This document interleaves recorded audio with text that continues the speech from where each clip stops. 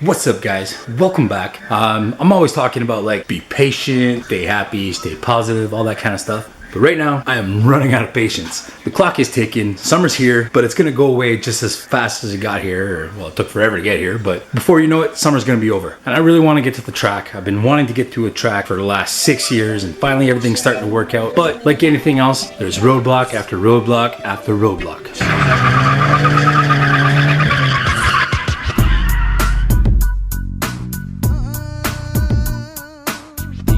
I was supposed to have a shop do the diff on this and then take care of my steering knuckles, give me more angle and stuff, and they're gonna be busy for a few days. I can't find anybody that can put this thing on a dyno and tune it for at least a couple months. So I'm gonna attempt to do this differential myself. It's either gonna go good or extremely bad because I've never done this before, especially on an FD. And it is that torsen style diff. I don't know how to weld that exactly, but it's gonna be an adventure, that's for damn sure.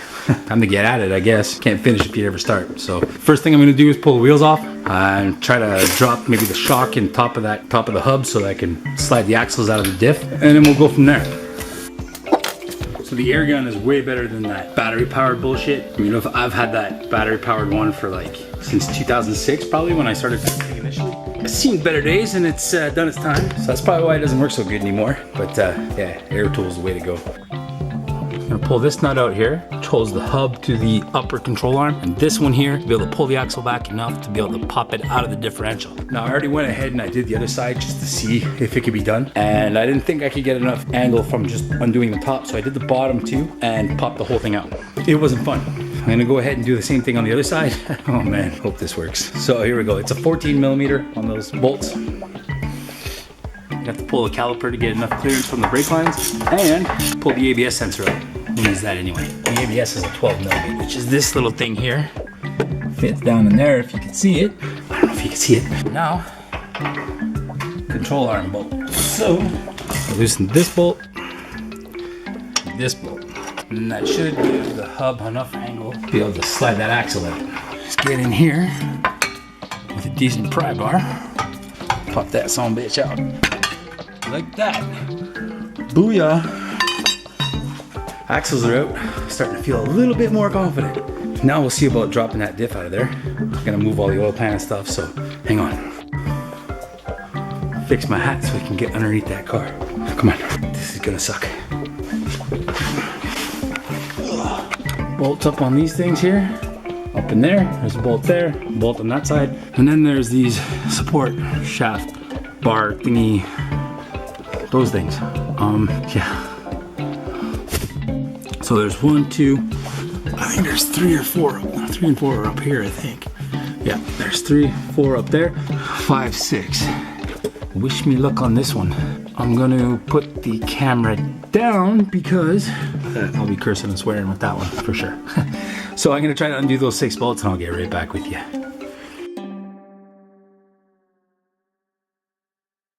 What a battle. But it's out.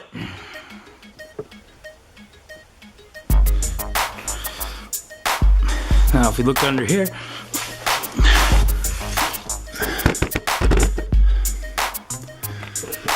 so there's the axle I undid. Up here, there's one on each side like that. There's a bolt. There's these, whoops. The parking brake cables are bolted to the top of the diff, which makes it freaking hard to get out. And then you got this bracket here. There's one bolt there. 4 bolts. 1, 2, 3, 4. And then you got to get the diff past that mount, which is a pain in the ass. So I undid the exhaust to make some clearance room. I battled, I fought. Here's a bunch of tools on the ground now, a bunch of hardware, but I did it. I got it out. So now, I guess the next step is open up the back of it, see what that diff looks like.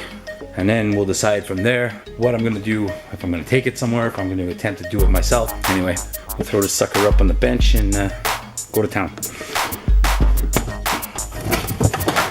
Make some room.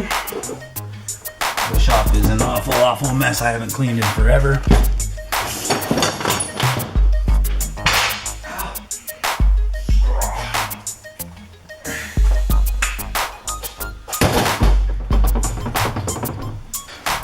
See that? No. Good. get some lights. Oh, now we can see it a little better. These casing bolts are all 14 mil. Fortunately, it seems to be a trend with all these Japanese cars that I work on that come from Japan. Nothing is seized. I mean, I broke a bolt underneath that was part of just a dust shield. Big deal, right? But so far, I've been extremely lucky with no seized bolts. Some of them are on there good, mind you, but better have your bolts on real good than not enough, because you don't want to lose that on the road or anything. Let's do this the fast way. Use the weak little battery powered one.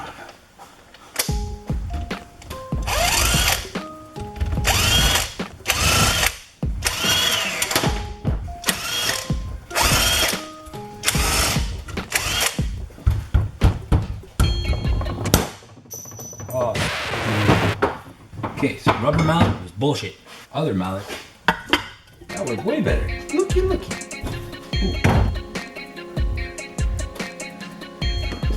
Check it out, y'all. There is the diff. Next step, there's a few more bolts I'm gonna pull out. That whole assembly should slide out, the diff with the torsen gears and all that crap. That should come right out nicely, and then I gotta clean it. Of course it's not the same size.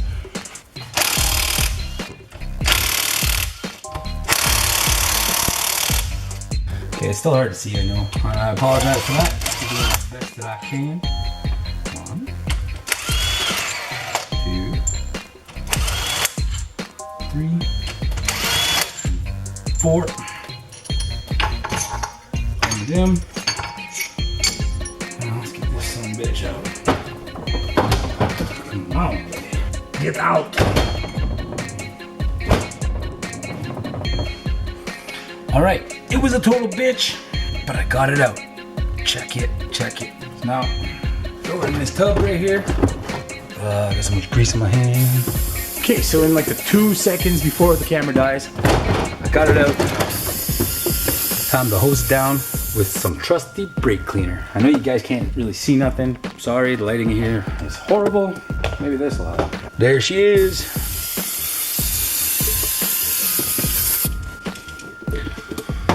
So I'm gonna continue cleaning that sucker out, and that's probably gonna be it for tonight because it's about 9 o'clock already and I still gotta go in, have supper, shit, shower, shave, laundry, yada yada, get stuff ready for tomorrow.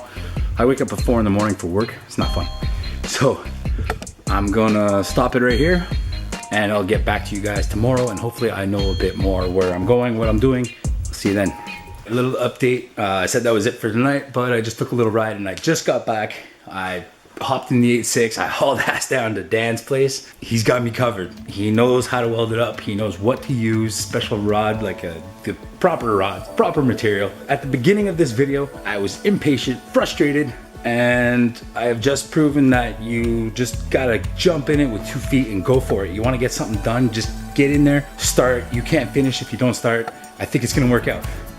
So, I'll leave you now with just the fact that Metal Man Dan, my good buddy down the street there, has the differential out of the housing. He's got it nice and clean at his place. He's gonna try to do it tomorrow, which is way faster than any shop that I was dealing with so far. Whatever the price is, it's worth it. So, I mean, I'm gonna give the guy a tip because he's doing it so fast and I really appreciate it so much. And this increases my chances of getting to the racetrack exponentially. That means it's gonna happen soon. And I'm pretty stoked about that. It's like 9:30. I gotta get my shit together for tomorrow. So peace. I'll get back to you when I have more news. And thanks for watching.